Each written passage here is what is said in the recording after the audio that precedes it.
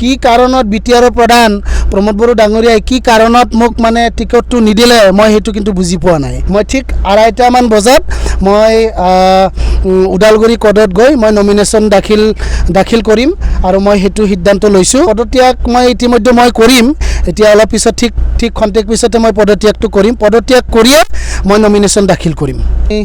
বহুত আশাবাদী আছিলোঁ, কাৰণ বহুত দল সংগঠনৰ লগত বিভিন্ন জাতি জনগোষ্ঠীৰ মাজত কাম কৰিছিলোঁ আৰু মুদৈবাৰী পৰিষদীয় সমষ্টি বুলি ক'লে তাতে উন্নয়নৰ কাম বহুত কৰিব লগা আছিল। তো মই বাৰম্বাৰতে কৈ আহিছোঁ মুদৈবাৰী পৰিষদীয় সমষ্টিত বিভিন্ন জাতি জনগোষ্ঠী বসবাস কৰে, তাৰে উন্নয়নৰ ক্ষেত্ৰত বহুত কাম কৰিব লগা আছে। তাৰ ক্ষেত্ৰত মই আগবাঢ়িছিলোঁ আৰু বহুত আশাবাদী আছিলোঁ। কি কাৰণত বিটিআৰৰ প্ৰধান প্ৰমোদ বড়ো ডাঙৰীয়াই কি কাৰণত মোক মানে টিকটটো নিদিলে মই সেইটো কিন্তু বুজি পোৱা নাই।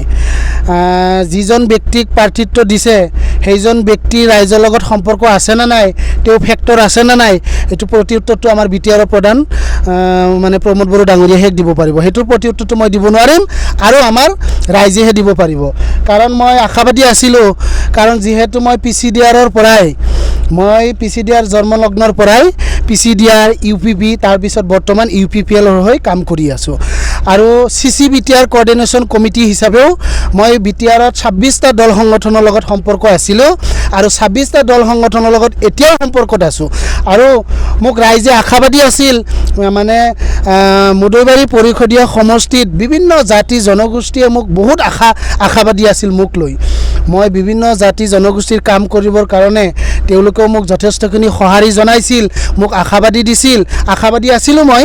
কিন্তু এতিয়া কি কাৰণত মানে মোক টিকটটো নিদিলে মই সেইটো কিন্তু এতিয়ালৈকে প্ৰতি উত্তৰটো পোৱা নাই।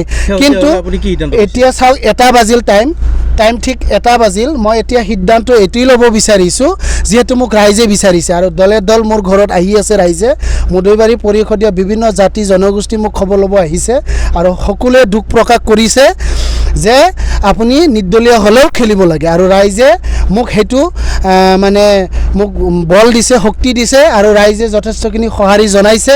মই এতিয়া যিহেতু 1 বাজিল, মই ঠিক 2:30মান বজাত মই ওদালগুৰি কডত গৈ মই নমিনেশ্যন দাখিল কৰিম আৰু মই সেইটো সিদ্ধান্ত লৈছোঁ। আৰু যিহেতু আমাৰ ৰাইজে বিচাৰিছে, ৰাইজৰ সিদ্ধান্তই চূড়ান্ত সিদ্ধান্ত। মই চাওক পদত্যাগ মই ইতিমধ্যে মই কৰিম, এতিয়া অলপ পিছত ঠিক খন্তেক পিছতে মই পদত্যাগটো কৰিম। পদত্যাগ কৰিয়ে মই নমিনেশ্যন দাখিল কৰিম। নাই, এতিয়ালৈকে কোনো হাইকমাণ্ডে মোৰ লগত কথা বতৰা পতা নাই, একো ইংগিত অহা নাই। মই অপেক্ষা কৰিছিলোঁ, এতিয়ালৈকে কোনো খা খবৰ অহা নাই। তাৰ কাৰণে মই বহুত আশাবাদী আছিলোঁ। এতিয়া মই নিজে সিদ্ধান্ত লৈছোঁ আৰু ৰাইজে সিদ্ধান্ত লৈছে, ৰাইজৰ সিদ্ধান্তই চূড়ান্ত সিদ্ধান্ত। নাই, সেইটোৰ বিষয়ে পিছলৈকে কথা ক'ম, সেইটো এতিয়া মই নকওঁ। যিকোনো খবৰ আৰু বিজ্ঞাপনৰ বাবে যোগাযোগ কৰক 7896121996 লগতে 7002537271 আৰু 9854011916।